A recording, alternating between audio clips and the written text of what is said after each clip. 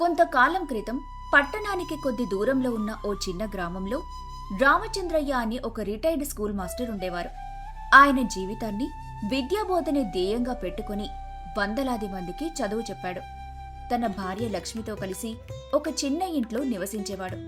తనకు ప్రతి నెల ప్రభుత్వం వారు ఇచ్చే పెన్షన్ డబ్బుల్లో నుంచి కొంత భాగాన్ని చదువుకోవాలనే ఆశ ఉన్నా తమ తల్లిదండ్రులకు స్తోమత లేక చదువుకోలేని పేద విద్యార్థులకు సహాయంగా ఇచ్చేవాడు. అందులో మిగిలిన డబ్బులతో ఎంతో సాదాసీదాగా జీవించేవాడు. ఒకరోజు ఉదయాన్నే రామచంద్రయ్య ఇంటి ముందు ఒక తెల్ల రంగులో ఉన్న కారు మరియు దాని ముందు వెనకాల 2 పోలీస్ జీపులు వచ్చి ఆగుతాయి. అందులో నుంచి ఆ జిల్లా కలెక్టర్ బయటకొస్తాడు. అప్పుడు ఆ కలెక్టర్ తన అటెండర్తో ఆ ఇంట్లోకి వెళ్లి ఇంట్లో ఎవరైనా ఉంటే పిలుచుకురమ్మని అంటాడు. అప్పుడు అటెండర్ ఇంటిలోనికి వెళ్లి రామచంద్రయ్య గారితో ఇలా అంటాడు. ఇంట్లో ఎవరైనా ఉన్నారా? మిమ్మల్ని పిలిచేది. ఎవరైనా ఉన్నారా? ఇంతలా అరుస్తున్నా వినపడట్లేదా ఏంటి? అది వినగానే ఇంట్లో నుంచి రామచంద్రయ్య బయటికి వచ్చి ఇలా అంటాడు. ఏంటి బాబు, ఎవరు నువ్వు? ఎందుకు అంత గట్టిగా అరుస్తున్నావు? ఏం కావాలి నీకు? ఓ పెద్దాయనా, రామచంద్రయ్య అంటే నువ్వేనా? అవును బాబు, నేనే. ఇంతకీ నాతో ఏం పనుంది నీకు? నీలాంటి ముసలాడితో నాకేం పని ఉంటుంది? అవతల జిల్లా కలెక్టర్ గారు వచ్చారు. ఈ ఇంట్లో ఎవరుంటే వాళ్ళను వెంటనే తన దగ్గరికి తీసుకురమ్మని చెప్పారు. కలెక్టర్ మా ఇంటికి రావడం ఏంటి? అయినా నాతో ఆయనకి ఏం పని ఉంటుంది చెప్పు? ఏమో నాకేం తెలుసు. నువ్వేమైనా చేయకూడని పని ఏమైనా చేశావా? ఏవైనా అక్రమాస్తులు కూడబెట్టావా? కొంపదీసి ఇల్లు స్థలాన్ని కబ్జా చేయలేదుగా? రామ రామ, ఏంటయ్యా ఆ మాటలు? అయినా నేను ఈ ఇల్లు నా కష్టార్జితంతో కట్టుకున్నాను. నేను పుట్టి బుద్ధిరిగినప్పటి నుంచి ఎలాంటి పాడు పనుల జోలికి వెళ్ళలేదు. ఆయన నువ్వు ఏం చేస్తుంటే నాకెందుకులే గాని, అవతల ఆయన ఎదురు చూస్తున్నారు. ఆలస్యం చేస్తే నన్ను కోపడతారు. తొందరగా పదా అని చెప్పి రామచంద్రయ్యను వెంటబెట్టుకుని ఆ కలెక్టర్ దగ్గరికి తీసుకొస్తాడు. ఆయన్ని చూడగానే ఆ కలెక్టర్ తన కాళ్లపై పడి నమస్కరించి ఇలా అంటాడు. మాస్టారు, నన్ను దీవించండి. అయ్యో కలెక్టర్ గారు, మీరేంటి నా కాళ్ళపై పడడం? ఎవరైనా చూస్తే బాగోదు. పైకి లేవండి. మీరు ముందు నన్ను దీవిస్తే గాని పైకి లేవను. లేదంటే ఇలాగే మీ కాళ్ళు పట్టుకుని లాగేస్తాను. అప్పుడు మీరు కింద పడి మీ తల కొబ్బరికాయల పగులుతుంది. ఆ మాటలు వినగానే రామచంద్రయ్యకు కొన్నేళ్ల క్రితం తన దగ్గర చదువుకున్న ఒక విద్యార్థి గుర్తుకొస్తాడు. అప్పుడు రామచంద్రయ్య ఆ కలెక్టర్ ఎవరో కాదు, ఒకప్పుడు తన దగ్గర చదువుకున్న తన శిష్యుడే అని తెలుసుకొని అతన్ని పైకి లేపి తన చెవిని మెలిపెడుతూ ఇలా అంటాడు. ఓరే ప్రసాదు, నువ్వంట్రా? ఒరే బడుద్దాయ్, ఇంత పెద్దవాడివైనా గాని నీకు ఇంకా చిన్నప్పటి అల్లరి చేష్టలు పోలేదంట్రా? అబ్బా మాస్టరు, చెవి నొప్పి పుడుతుంది, వదిలేయండి మాస్టరు. ఒరే ఎదవా, నువ్వు చిన్నప్పుడు ఇలాగే నా కాళ్ళు పట్టుకుని లాగి నన్ను కింద పడేసిన విషయం నాకు ఇంకా గుర్తుంది. ఇన్నాళ్ళకు దొరికావు, అలా ఇలా వదిలేస్తాను? మాస్టరు, నేను ఈ జిల్లా కలెక్టర్ని. మీరు ఇప్పుడు నన్ను వదలలేదంటే పోలీసులకు చెప్పి మిమ్మల్ని అరెస్ట్ చేయిస్తాను అని అనగానే రామచంద్రయ్య ఆ కలెక్టర్ చెవిని వదిలేసి అతనితో ఇలా అంటాడు. ఏంట్రా, నన్ను నన్ను పోలీసులతో అరెస్ట్ చేయిస్తావా? అయినా నువ్వు పెద్ద కలెక్టర్ అయితే ఎవరికి గొప్ప? నాకు మటుకు నువ్వు ఆ చిన్నప్పటి పాచిపల్ల ప్రసాద్ గాడివే. అవును మాస్టారు, నేను అప్పటికీ ఇప్పటికీ ఎప్పటికీ మీ పాచిపల్ల ప్రసాద్నే. అని అనగానే రామచంద్రయ్య ఆ కలెక్టర్ని గట్టిగా కౌగిలించుకుంటాడు. ఆ తర్వాత అతనితో ఇలా అంటాడు. ఏంట్రా ప్రసాదు, ఏమైపోయావురా ఇన్నాళ్ళ నుండి? ఎన్నాళ్ళ అయిపోయిందో తెలుసా నిన్ను చూసి? ఎలా ఉన్నావు? నాకేం మాస్టారు, వెనకాల ఓ పోలీస్ బండి, ముందు ఒక పోలీస్ బండి, దర్జాగా ఏసీ కారులో తిరుగుతూ ఇలా ఉన్నాను. ఇంతకీ మీరెలా ఉన్నారు మాస్టారు? నా విషయం మొదలై ముందు నువ్వు చెప్పు. ఈ కలెక్టర్, ఈ బండ్లు, ఈ పోలీసులు, ఈ గోలంతా ఏంట్రా? ఇదంతా మీ దయవలనే మాస్టారు. ఆదయ్య, నాకు అర్థం కాలేదు. నా చిన్నప్పుడు ఆ టీ స్టాల్లో నన్ను పని మానిపించి మీ సొంత ఖర్చులతో నన్ను హాస్టల్లో చేర్చి చదివించి ప్రయోజకుని చేశారు. పోయిన సంవత్సరమే ఐఏఎస్కి ఎంట్రన్స్ ఎగ్జామ్ రాశాను. అందులో ర్యాంక్ వచ్చింది. దాంతో ఇన్నాళ్ళుగా ట్రైనింగ్ నిమిత్తమై ఢిల్లీకి వెళ్ళాను. అక్కడ ట్రైనింగ్ ముగిశాక వారితో పట్టుబట్టి మన జిల్లాకే పోస్టింగ్ వేయించుకున్నాను. ఈరోజే నా జాయినింగ్. ఈ జిల్లా కలెక్టర్గా ఛార్జ్ తీసుకోబోయే ముందు మీ ఆశీర్వాదం తీసుకుందామని ఇలా వచ్చాను. మీరే లేకుంటే ఇప్పుడు అదే కలెక్టర్ ఆఫీస్ ముందు టీ స్టాల్ పెట్టుకుని టీ కాఫీ అని అమ్ముకుంటూ ఉండేవాణ్ణి. ఇందులో పెద్దగా నేను చేసిందేముందిరా? నాకు తోచిన సహాయం ఏదో నేను చేశానంతే. కానీ నీ కృషి పట్టుదల వల్లే నువ్వు ఈరోజు ఈ స్థాయిలో ఉన్నావు. దానికి నాకెంతో సంతోషం వేస్తుంది. నిన్నిలా చూస్తే లక్ష్మి చాలా సంతోషిస్తుంది. ముందురా, ఇంట్లోకి వెళ్దాం. ఒక టీ తాగి వెళ్దువు గాని. మాస్టరు, చిన్నప్పుడు మీ బడికి లేటుగా వస్తే మీరు ఒప్పుకున్నారు, కానీ మొదటి రోజే ఉద్యోగానికి లేటుగా వెళ్తే అక్కడ ఒప్పుకోరు. మళ్ళీ ఇంకెప్పుడైనా వీలు చూసుకుని తప్పకుండా వస్తాను మాస్టరు. అమ్మగారిని అడిగానని చెప్పండి. అలాగే ప్రసాదు, క్షమించాలి కలెక్టర్ గారు. మాస్టరు, మీరు కూడా ఇంకా ఆట పట్టించడం మానలేదన్నమాట. సరే మాస్టారు, నేనైతే వెళ్ళి వస్తాను. మీకు ఎప్పుడు ఎలాంటి సహాయం కావాలన్నా మీ ఈ పాచిపల్ల ప్రసాద్ ఉన్నాడని మాత్రం మర్చిపోకండి. ఉంటాను అని చెప్పి ఆ కలెక్టర్ అక్కడి నుంచి వెళ్ళిపోతాడు. అలా రామచంద్రయ్య నవ్వుకుంటూ ఇంట్లోకి వెళ్ళిపోతాడు. అప్పుడాయన్ని చూసిన తన భార్య లక్ష్మి ఇలా అంటుంది. ఏమండి, మీలో మీరే నవ్వుకుంటున్నారు? ఆ విషయమేంటో చెబితే మేము కాస్త నవ్వుకుంటాం కదా. ఏం లేదు లక్ష్మి, చిన్నప్పుడు ఆ పాచిపల్ల ప్రసాద్ గుర్తుకున్నాడు కదా నీకు? వాడు ఇప్పుడు మన జిల్లా కలెక్టర్. ఈరోజే ఉద్యోగంలో చేరడానికి వెళ్తున్నాడంట. నా ఆశీర్వాదం కోసం మన ఇంటికి వచ్చాడు. ఆహా, ఎంత మంచి వార్త చెప్పారు. మన కళ్ళ ముందు పెరిగిన పిల్లాడు ఈ రోజు అంతటి ప్రయోజకుడయ్యాడంటే వినడానికి ఎంతో సంతోషంగా ఉందండి. ఇంతకీ ఎక్కడవాడు? బయటే ఉన్నాడా? లేదు లక్ష్మి, మొదటి రోజే ఆఫీస్కి లేటుగా వెళ్తే బాగోదు అని మళ్ళీ ఇంకెప్పుడైనా వీలు చూసుకుని వస్తానని తొందరలో వెళ్ళిపోయాడు. వాడి సంగతి సరేనోయ్. ఇక్కడ కాస్త నా సంగతి కూడా పట్టించుకుంటావా? కాస్త నీ కాఫీ నీళ్లు తీసుకొచ్చి నా మొహాన కొట్టు. ఇదిగో చిటికెలో తీసుకొస్తాను, మీరిలా కూర్చోండి అని చెప్పి లక్ష్మి వంటగదిలోకి వెళ్ళిపోతుంది. అలా కొంతకాలం గడుస్తుంది. ఒకరోజు ఉదయాన్నే ఆ ఊరి బస్టాండ్కి ఒక బస్సు వచ్చి ఆగుతుంది. అందులో నుంచి నల్లగా ఉన్న ఒక లావుగా మరియు ఒక బక్క వ్యక్తులు బయటికి దిగుతారు. అక్కడున్న ఒక టీ కొట్టు దగ్గరికి వెళ్లి ఆ కొట్టు యజమానితో లావుగా ఉన్న వ్యక్తి ఇలా అంటాడు. ఏమోయ్, ఇక్కడ రామచంద్రయ్య ఇల్లక్కడా? ఏంటయ్యా, చూస్తుంటే ఈ ఊరి వ్యక్తిలా లేవు. ఈ ఊరిలో పెద్దవారి పేర్లను గౌరవంగా పలకాలని నేర్పించలేదా? ఏంటి ఎక్కువ మాట్లాడుతున్నావు? ఒక్క గుద్దు అంటే నరకానికి వెళ్ళి పడతావు. ఎది గుద్దు చూద్దాం. నేనేమన్నా చేతులకి గాజులు తొడుక్కొని కూర్చున్నాను అనుకుంటున్నావా? ఒరే బండోడా, నువ్వుండు, అలా పక్కకెళ్ళు, నేను మాట్లాడతాను కదా. అయ్యా క్షమించండి, మావాడేదో పొరపాటున అలా అనేశాడు. దానికి నేను క్షమాపణలు కోరుతున్నాను కదా. అది అలా రండి దారికి. ఆయన్ని ఈ ఊరిలో ఎవరు పేరు పెట్టి పిలవరు. అందరూ మాస్టర్ గారు లేదా రామచంద్రయ్య గారు అనే ఎంతో గౌరవపూర్వకంగా అంటారు. మీ వాడిని చూస్తుంటే ఆయన పేరు పలికే అర్హత కూడా లేనట్టు కనిపిస్తుంది. అబ్బా, ఇప్పుడు మావాడి గురించి ఎందుకండి, వాడిని పక్కన పెట్టండి. ఇందాక మీరు అన్నారు కదా ఆ రామచంద్రయ్య గారు, అదే ఆయన ఇల్లు ఎక్కడుందో కాస్త చెబుతారా? అలా అడిగావు, బాగుంది. అదిగో ఆ రచ్చబండ దగ్గర కూర్చొని పుస్తకం చదువుకుంటూ ఉంది కదా ఒక అమ్మాయి, తనని వెళ్ళి అడగండి. తన ఎదురిల్లే రామచంద్రయ్య గారి ఇల్లు.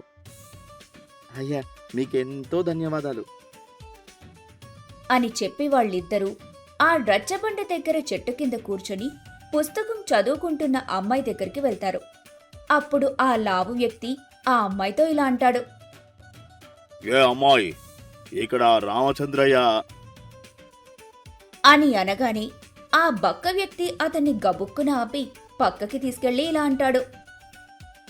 ఒరి బండోడా, నువ్వు ఒక్క నిమిషం ఆగు.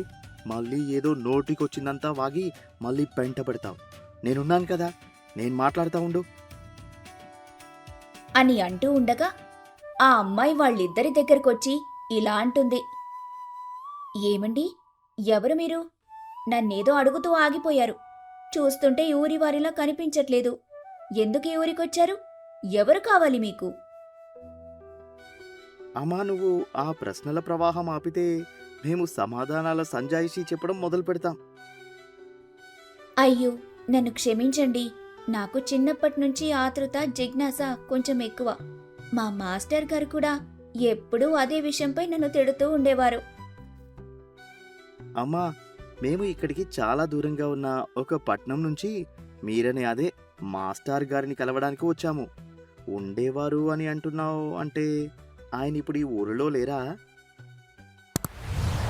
అబ్బో, అదంతా ఇప్పుడు చెప్పాలంటే చాలా పెద్ద కథ. కానీ ఇంతకి ముందు మీరెవరు? ఎందుకు ఇక్కడికొచ్చారో చెప్పనేలేదు. అమ్మా, చెప్పాం కదా, మేము ఇక్కడికి చాలా దూరంగా ఉన్న ఒక పట్నం నుంచి ఇక్కడికి వచ్చామని. నా పేరు బక్కన్న, వీడి పేరు బండయ్య. వీడు నేను ఇద్దరము అక్కడున్న ఒక కోర్టులో అటెండర్లుగా పనిచేస్తూ ఉంటాం.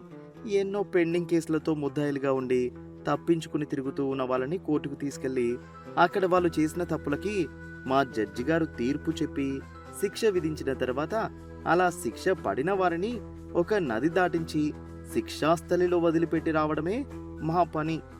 ఇప్పుడు అలాంటి ఒక కేసులో ఎంతో కీలకమైన మీ మాస్టర్ అయిన రామచంద్రయ్య గారి అవసరం మాకు పడింది. అందుకే ఇలా వచ్చాం. ఇక్కడికి వచ్చాక తెలిసింది ఆయన మామూలు వ్యక్తి కాదు అని. ఆ టీ కొట్టులో అడిగితే మీ ఇంటి ఎదురుగానే వారి ఇల్లు ఉండదని చెప్పారు. కాస్త నువ్వైనా మమ్మల్ని అక్కడికి తీసుకెళ్తావా? అలాగే ఆయన వెనకాల ఉన్న కథ ఏంటో మాకు నీ నోటితో చెబితే మేం విని తరిస్తాం. సరే పదండి, అలా మాస్టర్ గారి ఇంటికి వెళ్తూ దారిలో మాట్లాడుకుందాం అని చెప్పి ఆ అమ్మాయి ఆ ఇద్దరు వ్యక్తుల్ని తన వెంట పెట్టుకుని ఊర్లో నడుచుకుంటూ వెళ్తూ వారితో ఇలా కథ చెప్పడం మొదలు పెడుతుంది. మా మాస్టర్ గారు ఒకప్పుడు ఈ ఊర్లో ఎంతో మంది పిల్లలకి తన సొంత ఖర్చులతో చదువు చెప్పించేవాళ్లు. తల్లిదండ్రులు లేని పిల్లల్ని, చిన్న వయసులోనే కూలీ పనిచేసే పిల్లల్ని, తల్లిదండ్రులకు తమ పిల్లల్ని చదివించే స్తోమత లేక చదువు మానేసిన పిల్లలందర్నీ ఆయనే చేరదీసి చదివించేవారు. ఇప్పుడు ఆ పిల్లలందరూ పెరిగి పెద్దవారై పట్నంలో ఎంతో ఉన్నతమైన స్థాయిలో ఉండే ఉద్యోగాలని చేస్తున్నారు. ఈ ఊరిలో వాళ్లంతా తమ పిల్లలు ఇంత గొప్ప ప్రయోజకులవ్వటానికి దానికి కారణం రామచంద్రయ్య గారే అని నమ్ముతుంటారు. అందుకే ఆయన పేరుని ఈ ఊరంతా అంతలా గౌరవిస్తారు. మరి అంతటి గొప్ప వ్యక్తి ఇప్పుడు ఎక్కడికి తప్పించుకుపోయాడు? ఓరే బండయ్య, నువ్వు ఉండయ్యా. అమ్మా, మరి అంత మంచి మనిషి ఇప్పుడు ఏం చేస్తుంటాడు? సుమారు 16 ఏళ్ల క్రితం ఈ ఊర్లో రత్తాలని ఇక్కడున్న జమీందార్ ఇంట్లో పనిచేసే ఒక పని మనిషి ఉండేది. తనొక రోజు తన కూతుర్ని కర్రతో చితకబాదుతూ ఉంది. సరిగ్గా అప్పుడే అక్కడున్న రామచంద్రయ్య గారు ఆవిడ దగ్గరికి వచ్చి తన నాపి తనతో ఇలా అన్నారు. ఓసే రతాలు, నీకేం పోయే కాలం వచ్చిందే? పసిదాన్ని పట్టుకుని అంతలా చితకబాదుతున్నావు? దీన్ని కొట్టడం కాదయ్యగారు, దీన్ని చంపి నేను చేస్తే గాని మాకు బట్టిన ఈ దరిద్రం పోదు. ఒసే రత్తాలు, నువ్వు ముందు చేతిలో ఉన్న ఆ కర్ర పక్కన పడేసి వచ్చిలా కూర్చో. లక్ష్మీపాప భయపడినట్టుంది. తనని ఇంట్లోకి తీసుకెళ్లి సముదాయించు. దెబ్బలకు మందురాయి. నేనేం జరిగిందో తెలుసుకుని వస్తాను అని చెప్పి మాస్టారు ఆ పాపను లక్ష్మీగారితో ఇంట్లోకి పంపించి ఆ రత్తాలతో ఇలా అడగటం మొదలుపెట్టారు. ఏంటి రత్తాలు, దయ్యం పట్టిన దానిలా ఆ పసిదాన్ని అంతలా చావబాదుతున్నావు? పిచ్చిగాని పట్టిందా నీకు? అలా పిచ్చి పట్టిన బాగుండేదయ్యగారు. దీనయ్య తాగి తాగి ఆ తాగుడు పిచ్చితో దీన్ని నా కంటగట్టి చచ్చాడు. ఇప్పుడు ఇది దీని చదువు పిచ్చితో నన్ను చంపుకు తింటుంది. అసలు ఇంతకీ ఏం జరిగిందో కాస్త అర్థమయ్యేలా నిదానంగా చెబుతావా? అయ్యా, నా మొగుడు చచ్చినప్పటినుంచి నా కూతుర్ని పోషించడానికి నలుగురిళ్లల్లో పాచి పని చేస్తూ వచ్చిన దానితో కలో గంజో పోస్తూ నా స్తోమతకి తగ్గట్టు నా కూతుర్ని పెంచుకుంటున్నాను. అయితే పనికి పోయేటప్పుడు నాతో పాటు తనని కూడా తీసుకెళ్తుంటారు. అక్కడ వాళ్ళ పిల్లలు కొత్త బట్టలేసుకొని పుస్తకాల సంచి తీసుకొని బడికి వెళ్లడం చూసి నేను బడికి వెళ్లి చదువుకుంటానని మారం చేసేది. అలా మారం చేసినప్పుడల్లా ఏదో ఒకటి చెప్పి తనని సముదాయించి ఊరుకోబెట్టేదాన్ని. కాని ఈ రోజు ఆ జమీందారు గారింట్లో పనికి వెళ్ళినప్పుడు ఇది నాకు తెలియకుండా వాళ్ళ పిల్లల పుస్తకాలని దొంగలించింది. అది చూసిన జమీందారు గారి భార్య తనను పట్టుకొని నా దగ్గరికి తీసుకొచ్చి నన్ను నాన్న తిట్లన్నీ తిట్టి ఇక నుంచి వారింటికి పనికి రాకూడదని తరిమేసిందయ్యా. ఇక నుంచి మా ఇంట్లోనే కాదు, ఈ ఊర్లో ఎవరింట్లో కూడా నువ్వు పని చేయకుండా చేస్తానని నన్ను బెదిరించింది. రెక్కాడితే గాని డొక్కాడని బతుకులు మావి. ఇప్పుడు మీరే చెప్పండయ్యా, నన్నేం చేయమంటారు? దాన్ని తీసుకుని ఏ నూతిలోనూ దూకి చావమంటారా? ఓస్, ఇంతోటి దానికి చావడాలు చంపేయడాలు ఎందుకమ్మా? నీ ఉద్యోగం ఎక్కడికి పోదు గాని ఆ జమీందార్తో నేను మాట్లాడతాను. రేపటి నుంచి మళ్ళీ వెళ్ళి నీ పని నువ్వు చేసుకో. ఇక నీ కూతురు చదువు విషయం అంటావా? ఆ బాధ్యత నాకు వదిలేయ్, నేను చూసుకుంటాను. అయ్యగారు, మొదలే ఈ ఊర్లో చాలా మంది పిల్లల్ని మీ సొంత ఖర్చులతో చదివిస్తున్నారయ్యా. మళ్ళీ ఇప్పుడు నా కూతురికి కూడా చదువు చెప్పించాలంటే మీకు అధిక భారం అవుతుందయ్యా. విద్య అనేది ఎప్పుడు భారం అనుకోకూడదమ్మా, దాన్ని బాధ్యత అనుకోవాలి.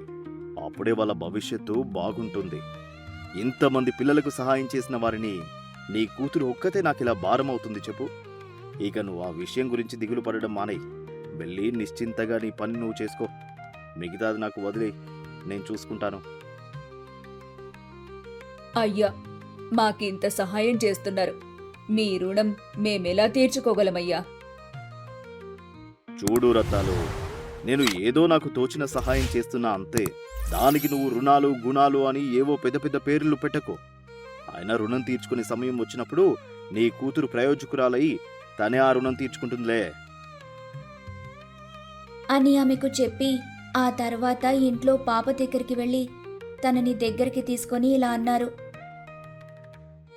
అమ్మా, ఇక నుంచి నువ్వు ఏం భయపడనక్కరలేదు. మీ అమ్మకి నిన్ను ఇంకెప్పుడు తిట్టకూడదు కొట్టకూడదు అని చాలా గట్టిగా చెప్పారు. తను ఇక నుంచి నిన్ను ఏమనదులే, సరేనా? సరే మాస్టారు. బుజ్జి తల్లి, ఇంతకీ నీ పేరేంటమ్మా? వెన్నెల. వెన్నెల, ఆహా, చాలా అందమైన పేరు. అయితే ఇక నిన్ను నేను చదివిస్తాను. నీకు కావలసిన కొత్త బట్టలు పుస్తకాలు అన్నీ నేను కొనిపెడతాను. మరి నువ్వు ఇప్పటి నుండి మంచి బంగారు తల్లిలాగా బుద్ధిగా బడికి వెళ్ళి బాగా చదువుకోవాలి మరి, సరేనా? అలాగే మాస్టారు అని ఆ పాప అనగానే అక్కడున్న లక్ష్మీ గారు ఇంకా పాప తల్లి రత్తాలు ఎంతో సంతోషించారు. అప్పటి నుంచి ఆ పాపని కూడా రామచంద్రయ్య గారే చదివించేవారు. అలా ఆ పాప పెరిగి పెద్దదై ఈ ఊర్లోనే టీచర్గా పనిచేస్తుండేది. తను కూడా మాస్టర్ గారిలాగే తనకొచ్చిన సంపాదనలో నుంచి కొంత డబ్బుని మాస్టర్ గారికి తీసుకెళ్లిస్తూ మాస్టర్ గారు చేసే మంచి పనుల్లో తను పాలు పంచుకుంటూ ఉండేది. ఒక ఏడాది క్రితం ఒకరోజు మాస్టారు ఆ అమ్మాయి ఇద్దరూ కలిసి పెన్షన్ ఆఫీస్కి వెళ్ళి అక్కడ ఆయనకు వచ్చే పెన్షన్ డబ్బులు తీసుకుని వస్తూ ఉండగా దారిలో ఒక దొంగ వాళ్ళిద్దరిపై దాడి చేశాడు. అప్పుడు మాస్టారు ఆ దొంగకి తన దగ్గరున్న పెన్షన్ డబ్బులు మొత్తం ఇచ్చేసి వాళ్ళని వదిలిపెట్టమని బతిమాలాడు. కానీ ఆ దొంగ ఆ డబ్బులు తీసుకున్న తర్వాత ఆ అమ్మాయి మెడలో ఉన్న బంగారాన్ని తనకివ్వమని కత్తితో బెదిరించాడు.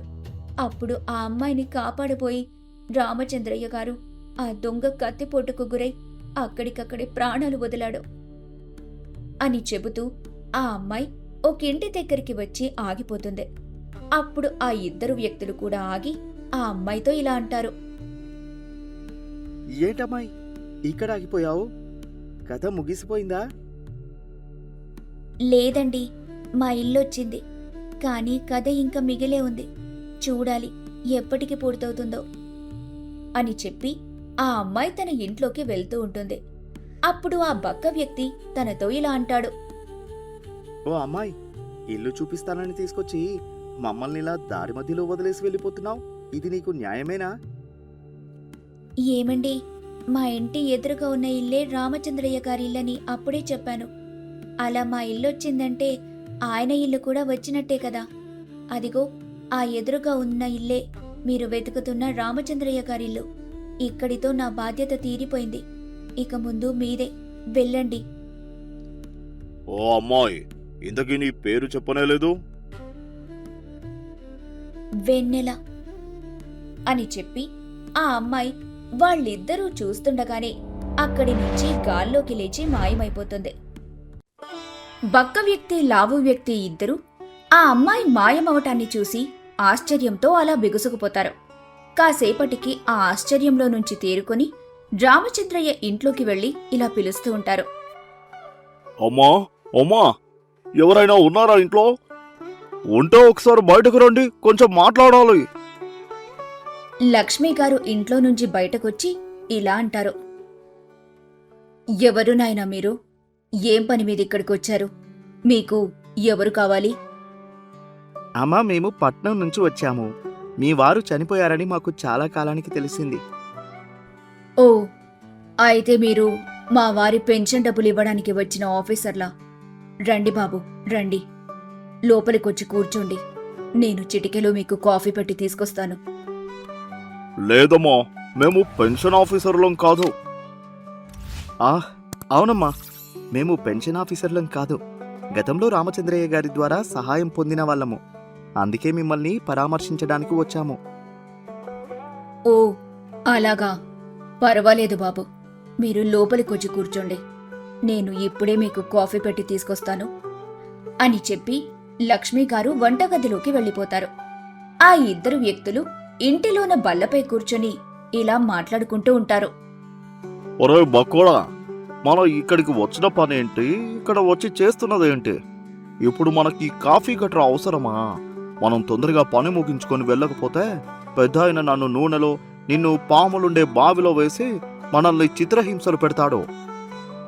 ఒరేయ్ బండోడా, గట్టిగా అరవకు, లేదంటే మనం ఎవరమో అనే నిజం బయటపడిపోతుంది అని మాట్లాడుకుంటూ ఉంటారు. లక్ష్మి గారు తన చీర కొంగు కింద ఒక పాత మరిచెంబు దాచుకుంటూ అక్కడికొచ్చి వాళ్లతో ఇలా అంటారు.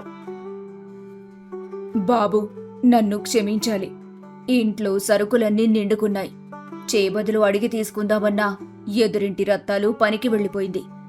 మీరలా ఒక 10 నిమిషాలు కూర్చోండి. ఆ వీధి చివరున్న కొట్టుకెళ్ళి సరుకులు తీసుకొస్తాను.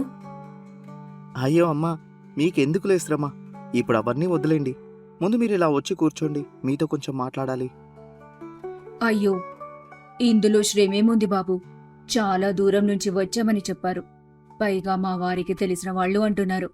మిమ్మల్ని మా ఇంట్లో ఎంగిలి పడకుండా ఎలా పంపిస్తాను? భోజనానికి కుదరకున్నా కనీసం నా తృప్తి కోసమైనా కాసిన్ని కాఫీ నీళ్ళైనా ఇవ్వనివ్వండి. మీరు కూర్చొని విశ్రాంతి తీసుకోండి. నేను ఇలా వెళ్ళి అలా వచ్చేస్తాను అని చెప్పి లక్ష్మి గారు కిరాణా కొట్టు వైపు వెళ్ళిపోతారు. అది చూసిన ఆ ఇద్దరు వ్యక్తులకు కళ్ళు చెమ్మగిల్లుతాయి. అప్పుడు వాళ్ళిద్దరూ ఇలా మాట్లాడుకుంటూ ఉంటారు. ఒరేయ్ బక్కోడా, ఈ భూమిపై ఇంకా ఇలాంటి మంచి మనుషులు మిగిలే ఉన్నారా? పాపం, ఇంత మంచి ఆవిడకి ఈ వయసులో ఎందుకు ఇన్ని కష్టాలో? ఒరేయ్ బండోడా, అదేరా కర్మ అంటే. దేవుడికైనా మనిషికైనా అది తప్పదు, అనుభవించి తీరాల్సిందే. కానీ మనం ఈవిడకి ఏదో ఒక రూపంలో సహాయపడాలిరా. ఒరేయ్ బక్కోడా, నీకు తెలుసు కదా అది మన నియమాలకు విరుద్ధమని. మనం ఎట్టి పరిస్థితుల్లో మనుషులకు ఎలాంటి సహాయం చేయకూడదు. అది కాదురా, ఆ అమ్మాయి చెప్పింది కదా, మనం వెతుకుతున్న ఈవిడ భర్త ఎంతో మందికి సహాయం చేసేవాడని. అలాంటి వ్యక్తి ఇంట్లో ఇంత దారిద్ర్యాన్ని నేను చూడలేకపోతున్నాను. కానీ మనమేం చేయగలం చెప్పు? మన చేతిలో ఏమీ లేదు. ఆవిడ రాగానే మనం వచ్చిన పని ముగించుకొని త్వరగా బయలుదేరాలి. అవతల సాయం సంధ్య వేలవుతుంది. నువ్వు చెప్పింది కూడా నిజమేరా, కానీ నాకు ఇప్పటికీ ఒక విషయం అంతు చిక్కడం లేదు. ఏంటా విషయం? ఇంతకీ ఆ అమ్మాయి అలా ఎలా మాయమైపోయిందో నాకు ఇంతవరకు అంతు చిక్కడం లేదు. బహుశా తను కూడా ఒక ఆత్మ అయి ఉంటుంది. తాను ఒక ఆత్మ అయితే ఆ టీ కొట్టువాడికి ఎలా కనిపించిందంటావు? ఏమో, నాకు అదే అర్థం కావడం లేదు. మనం ఇక్కడి నుంచి వెళ్ళేటప్పుడు మళ్ళీ అతని దగ్గరకు వెళ్ళి ఆరా తీద్దాంలే.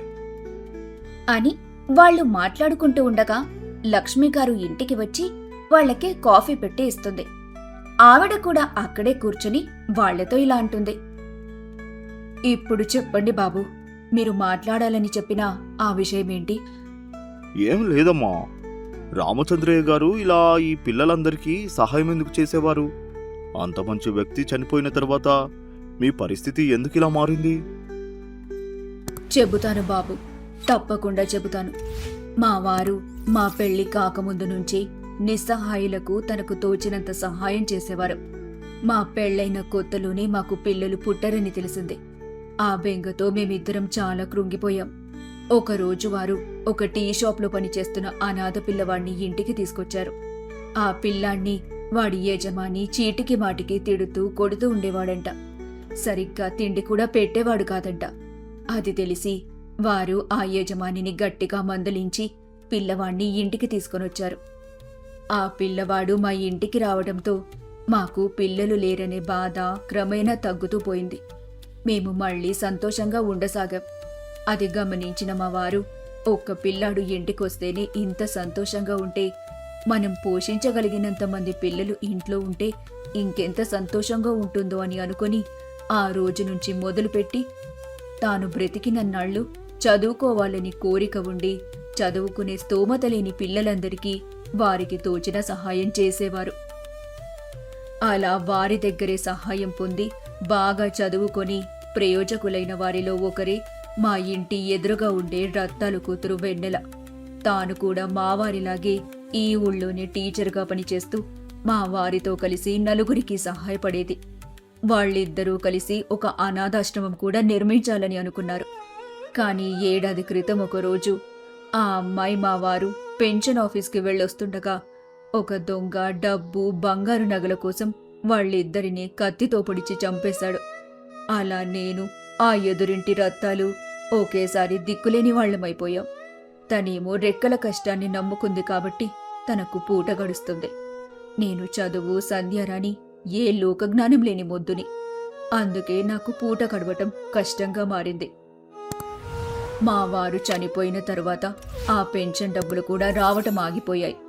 ఆ ఆఫీసుల చుట్టూ ఎన్నిసార్లు తిరిగినా లాభం లేకుండా పోయింది. ఎప్పుడు డబ్బుల కోసం అక్కడికి వెళ్ళినా మీ ఆయన చనిపోయాడని రుజువేముంది చూపించండి అని అడిగేవారు. ఆయన కట్టుకున్న భార్యనయ్యా నేను చెబుతున్నా నమ్మరా అని ఎంత ప్రాధేయపడినా వాళ్ళు పట్టించుకోవడం మానేశారు. అదేదో ఆయన చనిపోయినట్టు ధృవీకరించే ఏదో పత్రమో కాగితమో అడుగుతున్నారు. అది ఎక్కడికి వెళ్ళి తీసుకురావాలో నాకు తెలియక ఇదిగో ఇలా ఇంట్లో ఉన్న వస్తువులన్నీ పాత సామాన్ల వాడికి అమ్ముతూ జీవితాన్ని గట్టెక్కిస్తూ వస్తున్నాను. అందుకే మిమ్మల్ని చూడగానే ఆ పెన్షన్ ఆఫీస్ నుంచి డబ్బులేమైనా ఇవ్వడానికి వచ్చారేమో అని ఆశపడ్డాను. అయ్యో నా మతిమండ, నా కథలో పడి మీరు కాఫీ తాగటమే మర్చిపోయారు. మొత్తం చల్లారిపోయి ఉంటుంది. ఇలా ఇవ్వండి, వేడి చేసి తీసుకొస్తాను అని చెప్పి లక్ష్మీ గారు వాళ్ల చేతుల్లో నుంచి కాఫీ గ్లాసులు తీసుకుని వంటింట్లోకి వెళ్తారు. అప్పుడు వాళ్ళిద్దరూ ఇలా అనుకుంటారు. ఒరే బక్కోడా, ఇప్పుడు అర్థమైంది కదరా అతని ఆత్మ ఎక్కడుంటుందో.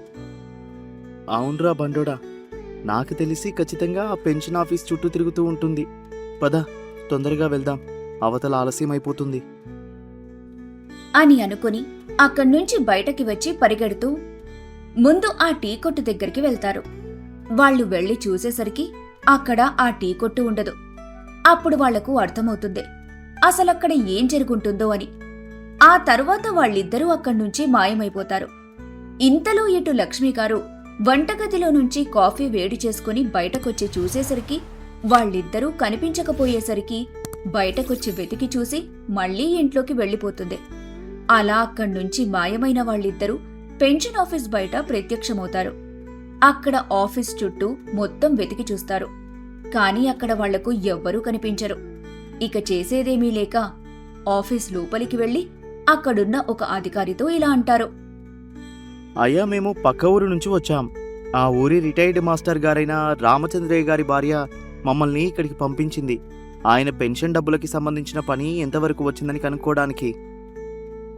ఇన్నాళ్ళు ఆ ముసలిదొచ్చేది మమ్మల్ని చంపక తినడానికి. ఇప్పుడు మీరు తగలడ్డారా? ఉండండి చూస్తాను. ఇదిగో అటెండరో, ఆ పక్క ఊరు ముసలిదాని ఫైల్ తీసుకునిరా. అని ఆ ఆఫీసర్ అటెండర్తో రామచంద్రయ్య పెన్షన్ ఫైల్ తెప్పిస్తాడు. ఆ ఫైల్ని ఓపెన్ చేయగానే రామచంద్రయ్య ఆత్మ దాంట్లో నుంచి బయటకొచ్చి ఇలా అంటుంది. ఏంటి, నా నంబర్ వచ్చేసిందా? అంటే మా ఆవిడకి ఇక నుంచి ప్రతి నెలా నా పెన్షన్ డబ్బులు చేరుతాయన్నమాట. అని సంతోషపడుతూ ఉండగా ఆ ఆఫీసర్ ఇలా అంటాడు. ఇదిగో అన్నయ్య, మీరు చెప్పిన రామచంద్రయ్య ఫైలు సంవత్సరం నుంచి ఆ ముసల్దానికి చెబుతున్నాను. డెత్ సర్టిఫికేట్ ఒకటి తెచ్చి సబ్మిట్ చేయమ్మా, పని అయిపోతుంది. కుదరకపోతే ఇక మీకు తెలుసు కదా, కాస్త నా చెయ్యి తడపమని అన్నాను అంతే. ఆ పిచ్చిది నిజంగానే అక్కడున్న కుండలో నీళ్లు తీసుకొచ్చి నాపై పోసేసింది. ఇప్పుడు మీరే చెప్పండి అయ్యా, నన్నేం చేయమంటారు? ఎలా ఈ ఫైల్ని ముందుకు పంపించమంటారు? ఒక పిచ్చిదాని మాటలు పట్టుకుని మీరిద్దరు ఇంతవరకు వచ్చారు అని అంటే మీరెంత పెద్ద పిచ్చోళ్ళో అర్థం చేసుకోండి మరి. అని ఆఫీసర్ అంటూ ఉండగా రామచంద్రయ్య ఆత్మ ఆఫీసర్ గొంతు పట్టుకుని నొక్కడానికి ప్రయత్నిస్తుంది. కాని తనకది వీలుకాక ఇలా అంటుంది. ఒరేయ్, బంగారం లాంటి నా భార్యని పిచ్చిదంటావా? లంచాలు తినడానికి మరిగిన నువ్వురా డబ్బు పిచ్చోడివి. మర్యాదగా నా భార్యకు నా పెన్షన్ డబ్బులు వచ్చేలా చూడు, లేదంటే నిన్ను వదిలిపెట్టను. నీ జీవితాంతం నిన్ను పట్టి పీడిస్తూనే ఉంటాను. అని అరుస్తూ ఆఫీసర్ మీద పడి అతన్ని కొట్టడానికి ప్రయత్నిస్తూ ఉంటుంది ఆ ఆత్మ. కాని ఆ ఆత్మకి తన శరీరాన్ని ముట్టుకోవడం సాధ్యం కావటం లేదు. దాంతో నిట్టూరుస్తూ అక్కడ్నుంచి ఎగురుకుంటూ బయటున్న ఒక చింత చెట్టుపైకొచ్చి కూర్చుంటుంది. అప్పుడు ఆ వ్యక్తులిద్దరూ అక్కడికొచ్చి ఆ ఆత్మతో ఇలా అంటారు. రామచంద్రయ్య, రామచంద్రయ్య అని పిలవగానే ఆ ఆత్మ అటూ ఇటూ చూస్తూ ఉంటుంది. రామచంద్రయ్య, నిన్నే పిలిచేది. ఇక్కడ కిందికి చూడు. ఏంటి, నేను మీకు కనిపిస్తున్నానా? అదేలా సాధ్యం? ఇంతకీ ఎవరు మీరు? అంటూ ఆ ఆత్మ చెట్టుపై నుంచి వాళ్ళిద్దరి దగ్గరికి వస్తుంది. అప్పుడు అటుగా వచ్చిన వ్యక్తులిద్దరూ యమకింకరులుగా మారిపోతారు. వారిని చూసి ఆ ఆత్మ పారిపోతూ ఉండగా వాళ్ళిద్దరిలో నుంచి లావుగా ఉన్న యమకింకరుడు తన దగ్గరున్న పాశాన్ని ఆత్మపైకి విసురుతాడు. దాంతో ఆ ఆత్మ ఆకాశంలో చిక్కుకుపోతుంది. అప్పుడు ఆ ఆత్మ ఏడుస్తూ ఇలా ఘోషిస్తూ ఉంటుంది. అయ్యా, నన్ను వదిలిపెట్టండి అయ్యా. అవతల నా భార్యకు అన్యాయం జరిగిపోతుంది. మీకు తన గురించి తెలియదు. పాపం తనకు పెద్దగా లోకజ్ఞానం కూడా లేదు. ప్రతిరోజు తను బ్రతకడానికి కష్టపడుతూ ఉంది. నేను ఎలా అయినా తనకు సహాయం చేయాలి. మాస్టరు, మీ కథ మొత్తం తెలుసుకుని ఇక్కడికి వచ్చాము. నా కథ? అది మీకెలా తెలుసు? మీ శిశిరాలు వెన్నెలే మాకు మీ కథంతా చెప్పింది. వెన్నెల? మీరు వెన్నెలని కలిశారా? తను ఇప్పుడు ఎక్కడ ఉంది? ఎలా ఉంది? అంటే తను బ్రతికే ఉందా? నేను చనిపోయాక నా ఆత్మ శరీరంలో నుంచి బయటకు వచ్చేసింది. కానీ అప్పటికే వెన్నెల కొన ఊపిరితో ఉంది. అక్కడ ఉన్న కొంతమంది తనని ఆసుపత్రికి తీసుకుని వెళ్లారు. ఇంతలో వేరే ఇద్దరు యమకింకరులు వచ్చి నన్ను యమలోకానికి తీసుకువెళ్తూ ఉండగా మార్గం మధ్యలో వాళ్ళ నుంచి తప్పించుకుని మళ్ళీ ఇక్కడికి వచ్చి ఆ ఫైల్లో దాగున్నాను. ఇంతకీ ఇప్పుడు వెన్నెల ఎలా ఉంది? ఎక్కడుంది? తను మార్గం మధ్యలోనే మరణించింది. కానీ తన ఆత్మ మా నరకానికి రాలేదు, అటు స్వర్గానికి వెళ్ళలేదు. మీకు ఎలా అయినా సహాయపడి తన రుణం తీర్చుకోవడానికి ఈ భూమిపైనే ఉండిపోయింది. మా ఇద్దరికీ మీ కథ మొత్తం చెప్పి ఇలా మిమ్మల్ని చేరుకునేందుకు తనే మాకు సహాయపడింది.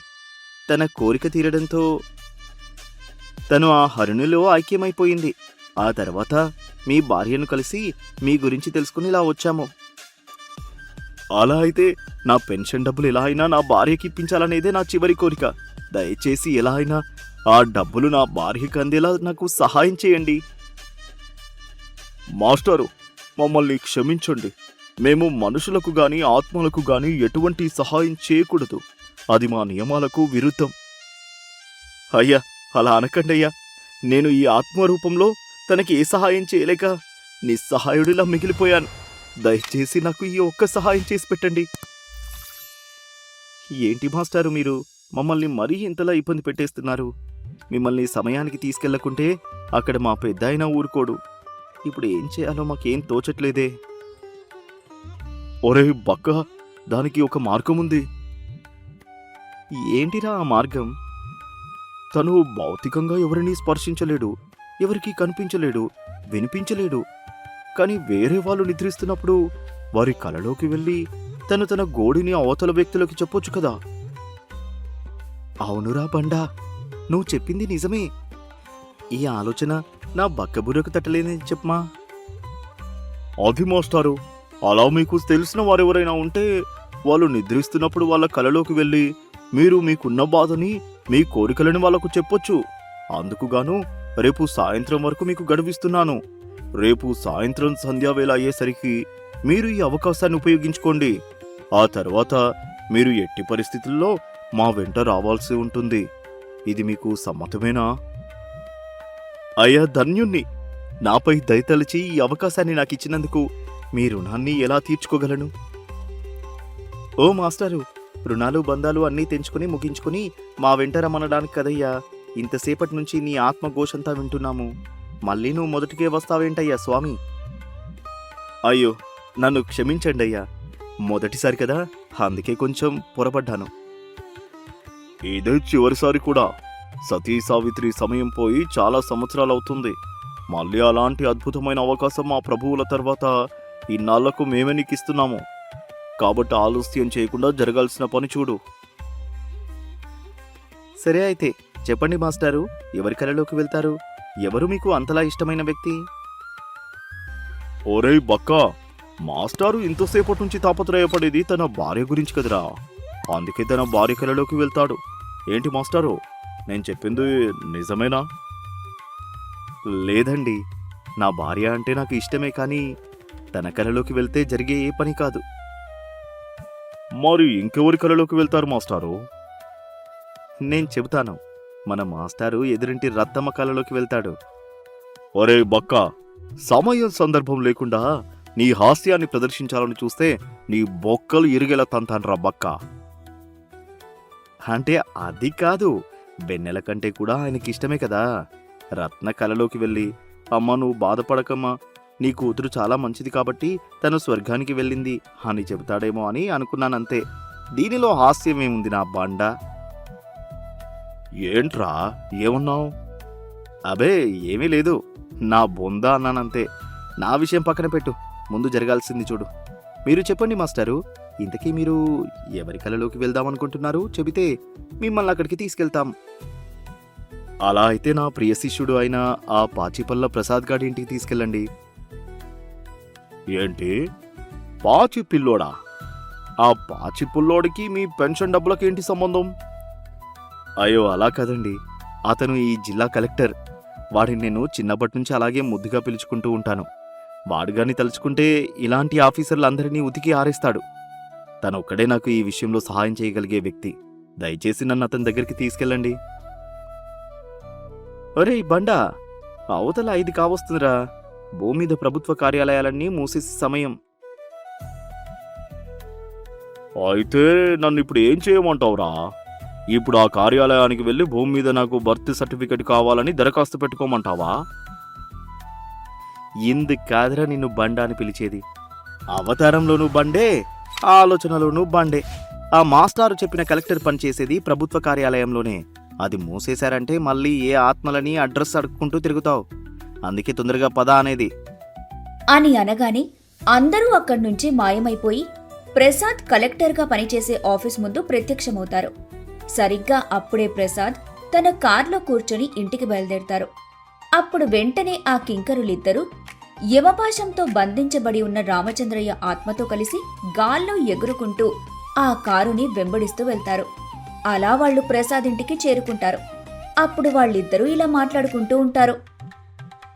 అమ్మయ్య, నా అపారమైన సమయస్ఫూర్తితో ఎలాగో అలా ఇక్కడికి చేరుకున్నాం. ఇక తర్వాత ఏం చేయాలి? నీ అపారమైన సమయస్ఫూర్తికి ఆ మాత్రం తెలియదా? అతను నిద్రపోయే వరకు వేచి ఉండాల్సిందే అని అతను చెప్పగానే ఇక చేసేదేమీ లేక అక్కడే వేచి చూస్తూ ఉంటారు. అర్ధరాత్రి సమయం కావస్తుంది. కాని ప్రసాద్ నిద్ర పట్టక అటూ ఇటూ దొర్లుతూ తన మంచంపై పడుకొని ఉంటాడు.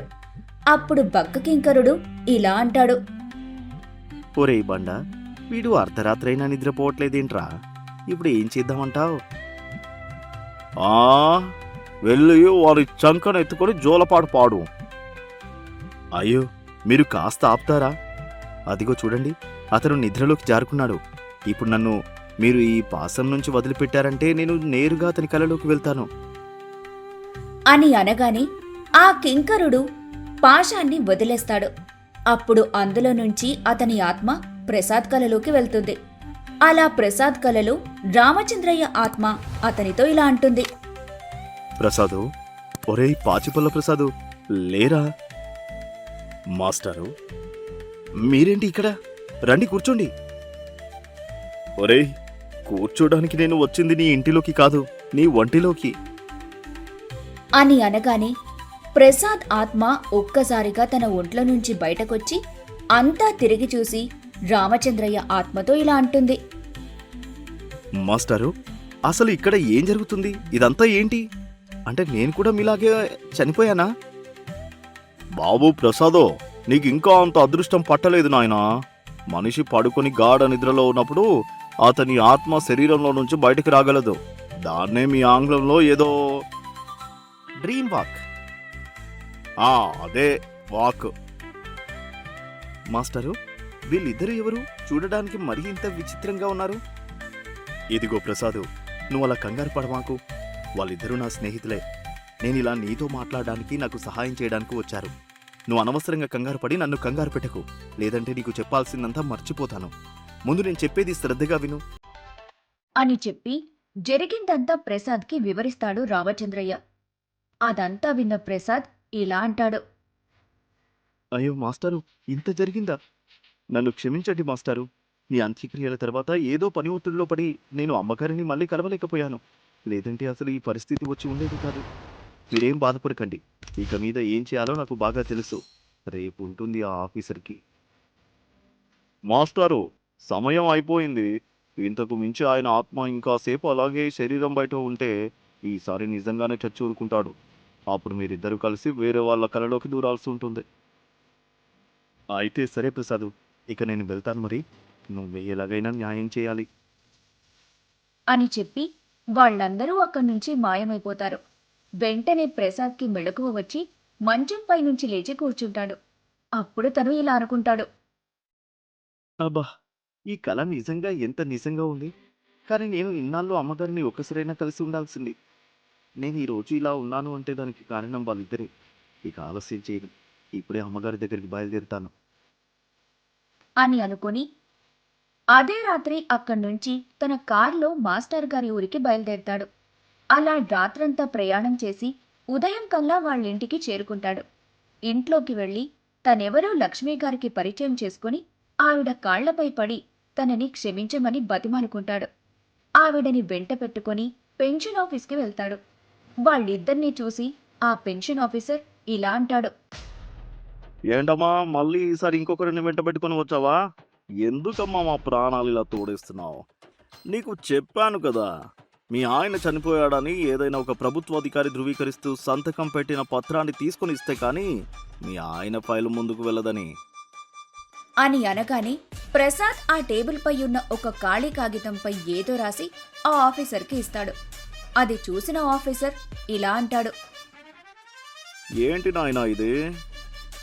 ఈవిడ గారి భర్త చనిపోయాడని ఒక ప్రభుత్వ అధికారి ధృవీకరించి ఇస్తున్న పత్రము. నువ్వు ప్రభుత్వ అధికారివా? ఏది, మున్సిపాలిటీ డిపార్ట్మెంట్లోనా? పైగా నువ్వు ఇచ్చిన ఈ పత్రంలో సంతకం కూడా లేదు. పైగా దీనిపై స్టాంప్ కూడా కావాలి. అయ్యో క్షమించండి ఆఫీసర్, సంతకం పెట్టడం మర్చిపోయాను. ఇలా ఇవ్వండి, ఇప్పుడే పెట్టిస్తాను. ఇదిగో హీరో గారు, ఎవడు పడితే వాడొచ్చి ప్రభుత్వాధికారి సంతకం అని పెడితే సరిపోదో. ఈ జిల్లా కలెక్టర్ సంతకం పెడితే సరిపోతుందా ఆఫీసర్? ఇదిగోండి పెట్టాను. కాసేపు ఆగితే మా ఆఫీస్ నుంచి మా అటెండర్ స్టాంపు కూడా తీసుకుని వస్తాడు. అది కూడా వేసిస్తానులేండి. సార్ మీరా? నన్ను క్షమించండి సార్, గుర్తుపట్టలేదు అని ఆఫీసర్ భయపడుతూ ఉండగా కలెక్టర్ ఆఫీస్ నుంచి అటెండర్ అక్కడికి వస్తాడు. అక్కడ ప్రసాద్కి ఏదో టైప్ చేసి ఉన్న ఒక పేపరు అందజేస్తాడు. ఆ తర్వాత ప్రసాద్తో ఇలా అంటాడు. సార్, మీరు ఒక సంతకం చేశారంటే బయట మన వాళ్ళు ఉన్నారు, మిగతాది వాళ్ళు చూసుకుంటారు. బాబు, బయట ఎవరున్నారు బాబు? Direction department. సార్ మీరు ఇంకేం సంతకం చేస్తున్నారు సార్? నన్ను ఎంతో ప్రేమతో హీరో అని పిలిచారు కదా ఆఫీసర్. మరి హీరో అయినప్పుడు ఫ్యాన్స్కి ఆటోగ్రాఫ్ ఇవ్వాలి కదా. అందుకే సస్పెన్షన్ ఆర్డర్పై ఒక చిన్న ఆటోగ్రాఫ్ ఇస్తున్నానంతే. సార్ అని ఆ ఆఫీసర్ అక్కడికక్కడే మూర్ఛపోయి కింద పడిపోతాడు. అలా కలెక్టర్ అయిన ప్రసాద్ రామచంద్రయ్య గారి పెన్షన్ డబ్బులని లక్ష్మి గారికి ఇప్పిస్తాడు. అప్పుడు లక్ష్మి గారు ఆ డబ్బులతో మీ మాస్టర్ మరియు వెన్నెల కోరుకున్న ప్రకారంగా ఒక అనాథాశ్రమం నిర్మిద్దామని చెప్పడంతో ప్రసాద్ కూడా సరే అని అంటాడు. ఆ తర్వాత లక్ష్మమ్మను ప్రసాద్ తనతో పాటే తన ఇంటికి తీసుకెళ్తాడు. ఇదంతా చూసిన రామచంద్రయ్య ఆత్మ ఎంతో సంతోషంగా ఆ యమకింకరులతో పాటు వెళ్లిపోతుంది. ఈ స్టోరీ కనుక మీకు నచ్చినట్టయితే ఈ వీడియోని లైక్ చేసి మా ఛానల్ని సబ్స్క్రైబ్ చేసుకోండి.